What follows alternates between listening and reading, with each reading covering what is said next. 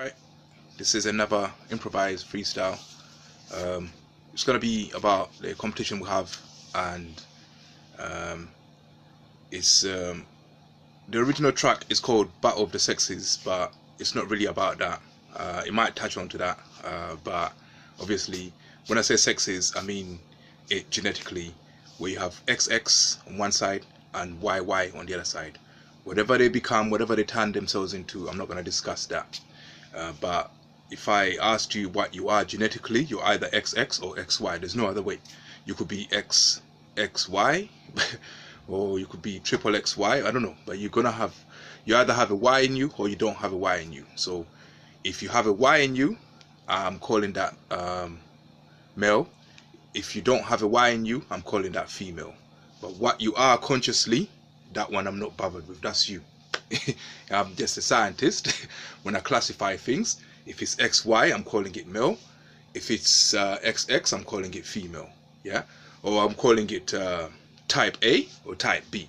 Yeah, doesn't matter. Right. Okay. Let's get on with the song.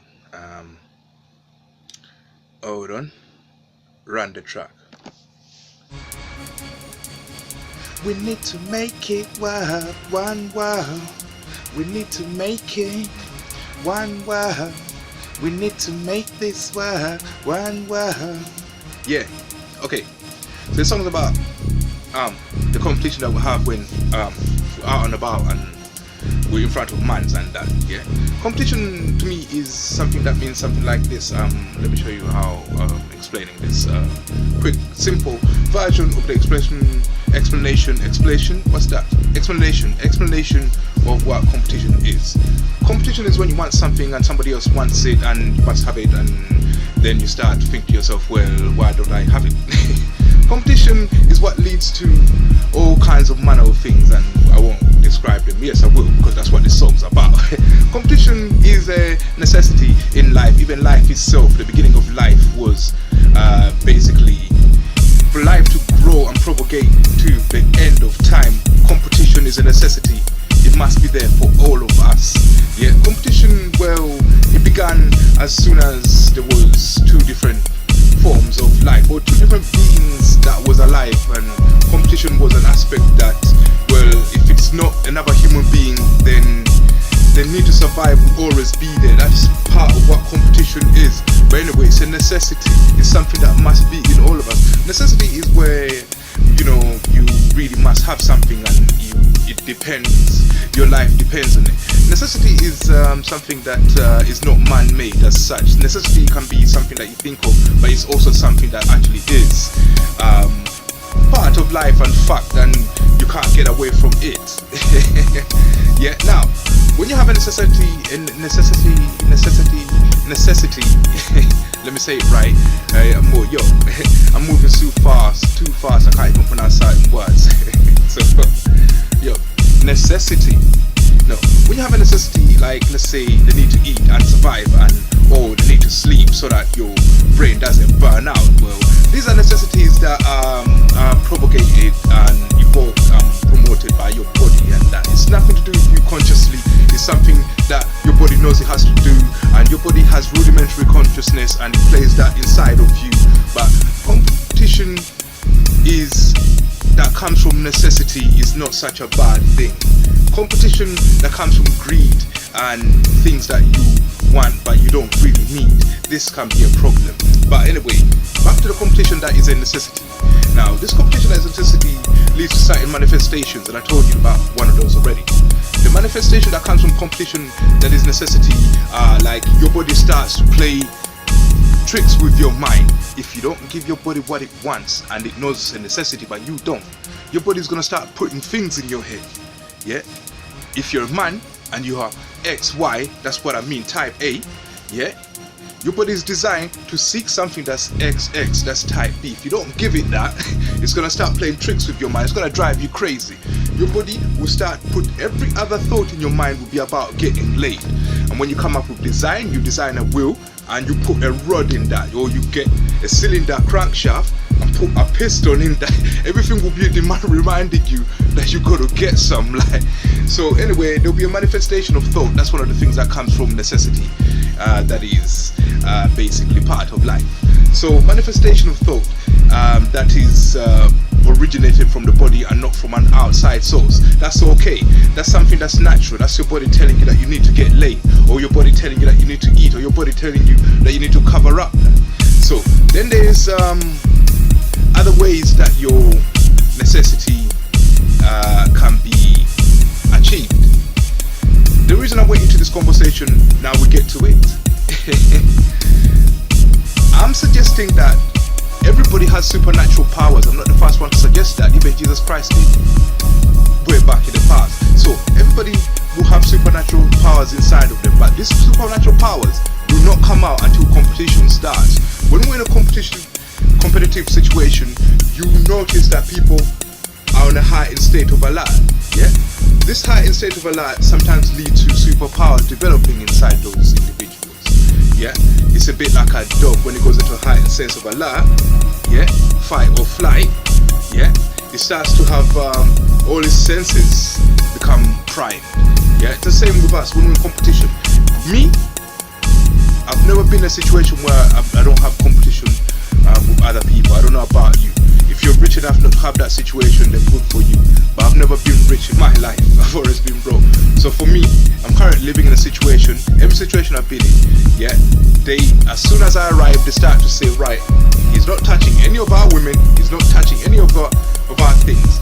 So when I'm out and about, yeah, as soon as they see me in public, they're going to start being on a fight or flight kind of response mechanism kicks in all of them, and they start to watch you, yeah, to make sure you're not touching any of their women, you're not getting away with anything, and they watch you like that, and they're on a heightened sense of alert. Yeah, when this happens, that's when supernatural abilities start. At that point, I'm telling you, you can try it out yourself. Go out there, if you know you're a targeted individual like myself, go out there and you know that you start to sense, because even your senses, your supernatural abilities get switched on.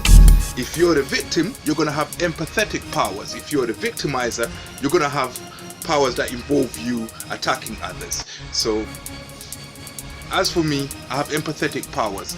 Powers that come into me that warn me of dangers. I'm always in a fight or flight response when I'm in front of people.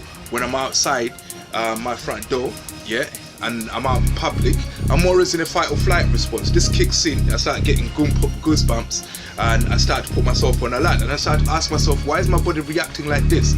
Then sure enough, you see people where they start to make slight comments when a woman comes your way. They start to act like they threaten you not to look at any woman or not to touch anything. Yeah, and this is when their supernatural powers come in. Yeah, sometimes you can see something and nobody's seen you seeing it, and then a few seconds later somebody starts to comment, oh, you better not touch that, and you're like, what the fuck are you talking about? When you use deductive reasoning, intuition, intelligence and wisdom, you realize that this guy is talking about what you just thought 5 seconds ago. Yeah. So the ability to see into your mind starts when it starts to feel competitive towards you, when it starts to see you as a threat, somebody who's after what he's got. His ability to see into your mind starts from there. Yeah.